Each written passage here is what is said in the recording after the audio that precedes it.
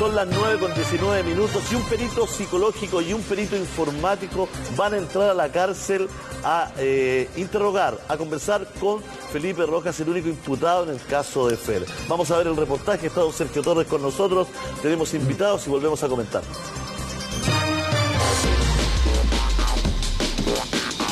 Bueno, ella está haciendo su trabajo como defensa, su trabajo lo veo algo normal, pero anormal a la vez porque está defendiendo a un asesino.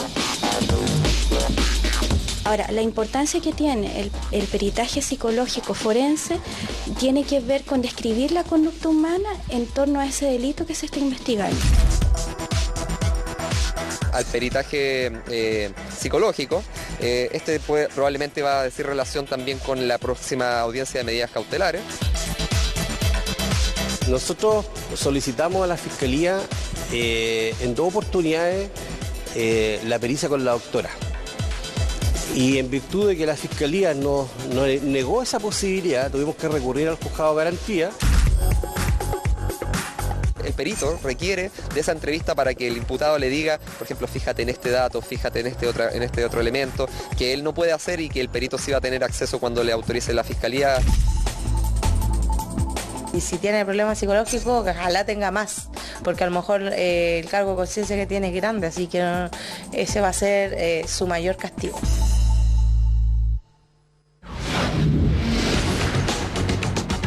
Sin decir una sola palabra, la abogada de Felipe Rojas remece la investigación con las solicitudes que ingresa y que además le aprueban de forma expedita.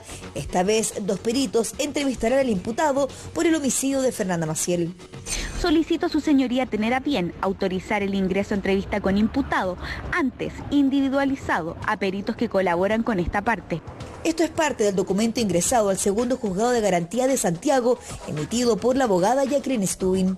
Yo creo que responde a una estrategia razonable de la defensa. O sea, por una parte, la parte psicológica, que atiende a un elemento del delito que es la culpabilidad, la imputación personal, y por otra parte, el perito informático, que probablemente lo que va a hacer es asegurarse que la información que hasta el momento ha circulado, por ejemplo, las interceptaciones telefónicas u otras, se hayan hecho de manera correcta y que no aparezca información como as bajo la manga después de que se hayan hecho. Para personas que nos dedicamos al proceso penal no es sorprendente, pero sí es muy correcto de hacer. Es algo que una buena defensa debería haber hecho.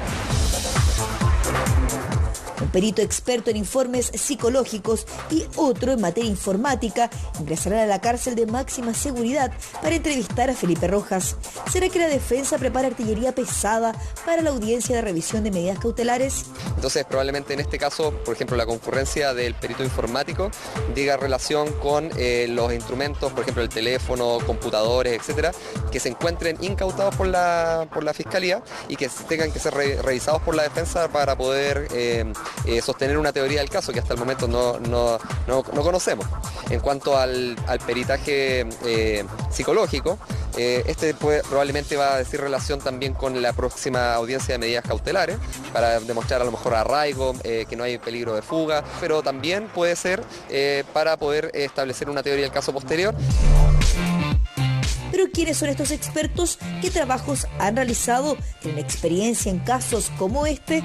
Juan Antonio Muñoz Cortés es quien llamó más la atención, perito informático y oficial de Carabineros, se especializó en el área con diversos diplomados, control, seguridad y auditoría computacional, y peritaje informático son solo algunos de los ejemplos. Se demoran como hasta 60 o 90 días en que, a pesar de que uno lo borra, todavía queda un registro en alguna parte. O sea, hay posibilidad de encontrar esa información. Sí. ¿Estas pericias deberían ser contrastadas con las que ya hizo la policía? Por supuesto, o sea, las que valen más son las que hizo la policía.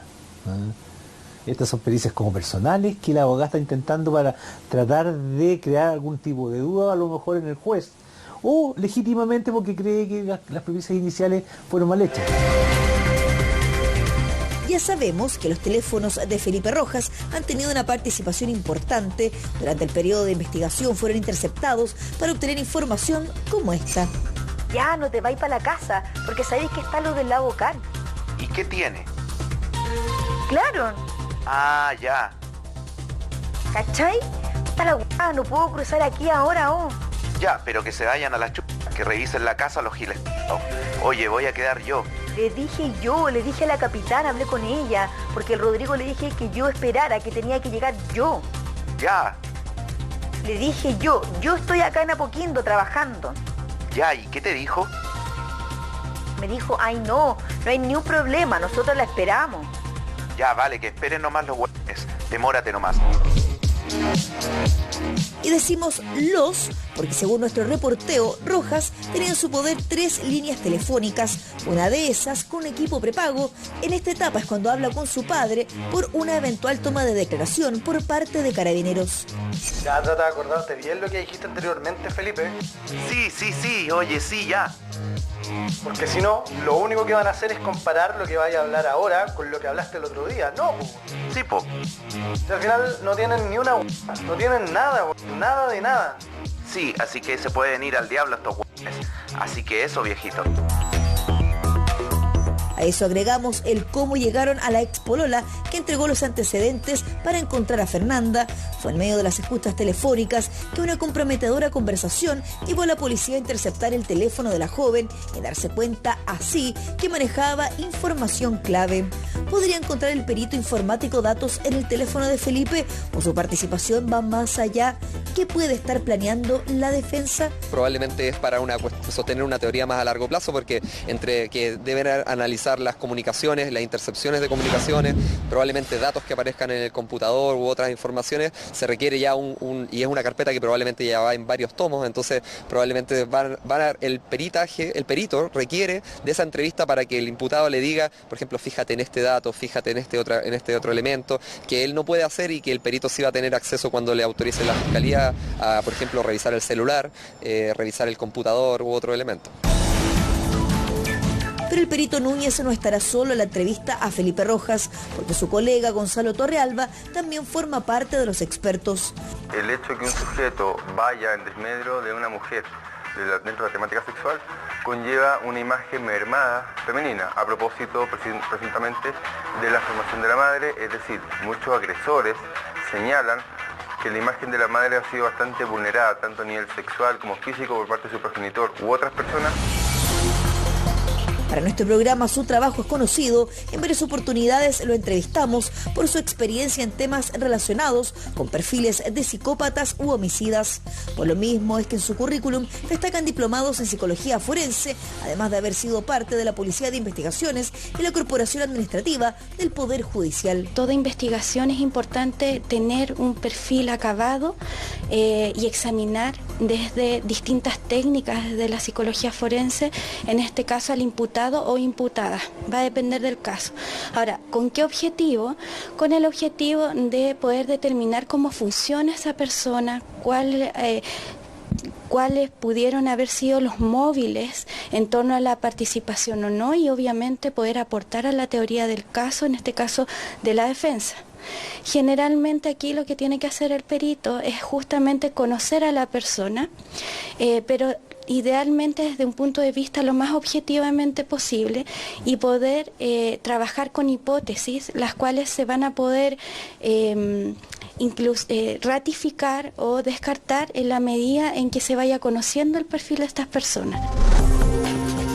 ¿Qué rol puede jugar alguien con sus competencias? Ahora, la importancia que tiene el peritaje psicológico forense tiene que ver con describir la conducta humana en torno a ese delito que se está investigando. Y eso va a depender de quién lo pida. Si lo pide, por ejemplo, el Ministerio Público, también ahí se va a tener que considerar la teoría del caso que tiene el Ministerio Público. Si lo pide defensa, el perito va a tener que considerar toda la teoría, ¿no es cierto?, que va a dar sustento a esa defensa, y en virtud de eso poder ir descartando o ratificando hipótesis en torno al funcionamiento de esa persona. La familia de Fernanda Maciel está disconforme con lo expedito de estos procesos. A ellos existieron y siguen estando presentes los obstáculos, como el ingreso de Carmen Cerda. Bueno, ella está haciendo su trabajo como defensa, su trabajo lo veo algo normal, pero anormal a la vez porque está defendiendo a un asesino. Pero no sé, yo voy a omitir comentarios a ella, en serio, no tengo nada que decir de ella. Es lo que tiene que hacer. Claro, es como su trabajo. y no me voy a referir a ella porque si le tuviera que decir algo, le aplaudiría por defender a un asesino. La verdad es que la estrategia que tenga la abogada, ella verá qué es lo que hace con su cliente. Nosotros no, de verdad estamos enfocados en que quede de por vida revolcándose en cuatro paredes. Y si tiene problemas psicológicos, ojalá tenga más, porque a lo mejor el cargo de conciencia que tiene es grande, así que ese va a ser su mayor castigo. Cuando el abogado Pedro Díaz pidió la autorización a Fiscalía para que la médico legal examinara a Fernanda, recibió un no como respuesta, teniendo que apelar a la determinación de Patricia Varas. Nosotros habíamos solicitado que esta pericia fuera realizada este viernes que pasó y la Fiscalía me responde el mismo viernes. O sea, no sé si reírme con esto porque el mismo viernes me responde que no me da lugar a la pericia. O sea, afortunadamente, con la sapiencia de Carlos Gutiérrez y con de la doctora nos reunimos el jueves y como no teníamos respuesta ya habíamos desechado el viernes como pericia. Pero me parece una inconsecuencia absoluta que el mismo viernes me digan que no a algo que solicité para el viernes. Nosotros solicitamos a la Fiscalía en dos oportunidades la pericia con la doctora. Y en virtud de que la Fiscalía nos negó esa posibilidad, tuvimos que recurrir al juzgado de garantía y tenemos audiencia el día 15 para poder discutir respecto de la pertinencia o no de esta pericia. Finalmente, la audiencia de apelación no fue necesaria porque después de insistir, permitieron la pericia. Con fecha 24 de julio llegó la respuesta a la solicitud de la defensa de Felipe Rojas. Se autoriza el ingreso al penal cárcel de máxima seguridad de los peritos psicólogos señor Gonzalo Andrés Torrealba Vergara y perito informático señor Juan Antonio Muñoz Cortés, para que practiquen entrevista al imputado sujeto a cautelar de prisión preventiva en esta causa, Felipe Rojas Lobos, debiendo atenerse a las pautas y directrices impartidas a este efecto por Gendarmería de Chile. Lo cierto es que la familia de Fernanda ha decidido llegar a todas las esferas posibles para poder conseguir la anhelada justicia y es por eso que hoy Paola Correa, la madre de la joven, se reunirá con la intendenta de la región metropolitana, Carla Rubilar, quien es una de las querellantes de esta causa. Nos comunicamos con ambos peritos que ingresarán a la cárcel de máxima seguridad, pero por ahora no entregarán declaraciones a la prensa. La jornada del jueves se reunieron con Jacqueline Stubin para coordinar lo que viene. Norma Molina es experta en esta materia. A diario prepara perfiles psicológicos de imputados en una amplia gama de delitos y conoce el protocolo de estos procedimientos. Uno se presenta frente a la persona que va a examinar y en ese sentido el abogado media esa presentación. Ahora, eso no siempre ocurre. Generalmente uno con esta orden, ¿no es cierto?, que emite el juez de garantía, uno ingresa y la entrevista es en solitario con el peritado, no hay nadie más. Hay aranceles nacionales que tienen que ver con la preparación que tenga uno, la experiencia que tenga en cierto tipo de fenomenología y obviamente, ¿no es cierto?, también que también evaluado ha sido uno en el sistema a lo largo de los procesos en los cuales uno ha participado. Entonces esto va a fluctuar desde los 200.000 pesos en el sistema público cuando uno es perito licitado y eso puede oscilar hasta, yo te diría promedio, hasta unos 500, 600.000 pesos. Ahora, evidentemente hay colegas que tienen publicaciones que son sumamente mediáticos y que además, ¿no es cierto?, van a ser utilizados en juicios de alta connotación pública y eso va a generar mayor exposición y mayor trabajo y dedicación de parte de estos profesionales y eso puede encarecer los costos. Dos peritos especialistas en áreas específicas, psicología e informática. La pregunta es, ¿para qué? ¿Qué estrategia está preparando la abogada de Felipe Rojas? Dudas como estas se resolverán el 7 de agosto, cuando en la audiencia de revisión de medidas cautelares la veamos actuar por primera vez. Claro que solo si permiten entrar a la prensa, al menos ella solicitó que no estemos en la audiencia. Todas las preguntas van a tener que, de una u otra manera, ir asociadas a lo que se conocen con el nombre de síntomas o determinadas características que puedan estar bajo, en este caso, un determinado diagnóstico. Más allá de los peritaje que le vayan a hacer y del tipo de entrevista que se relacione en ese peritaje, lo importante va a ser lo que resuelve el tribunal y si considera que estos peritajes son suficientes para acreditar la tesis que está desarrollando su defensa. Una persona loco, demente o algún tipo de afección mental que el abogado pueda aducir de que en el momento en que eventualmente cometió el delito, no lo sabemos todavía, él no haya estado en un intervalo lúcido. Lo veo muy poco probable. ¿Qué tendría que pasar para que él fuera declarado inimputable? Tendría que ser esquizofrénico o bipolar sin tratamiento. ¿Es la única condición? La única condición.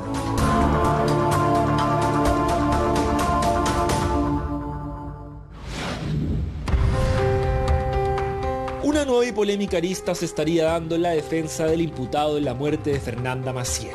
Esto luego de querer hacerlo pasar como una persona con sus facultades mentales perturbadas y así evitar que vaya a la cárcel. ¿A qué factores podría apelar su abogada para concretar esta petición? Esto sumado a la visita de 2 peritos que tendrá el vecino de la víctima. ¿Qué podría ocurrir con el joven? ¿Podría ser declarado inimputable? Ella no es la única parte en este juicio que puede solicitar un peritaje, también lo puede solicitar el abogado querellante, por ejemplo, para revertir o contrarrestar lo que diga el peritaje solicitado por su defensa.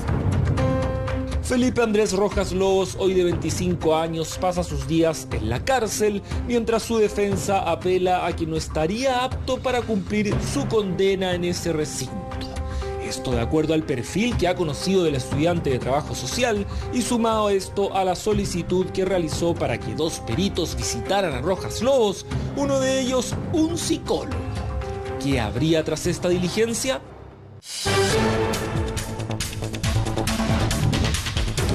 En general lo que primero se hace es una anamnesis, dicho de otra forma se hace toda una revisión en la historia biográfica de la persona.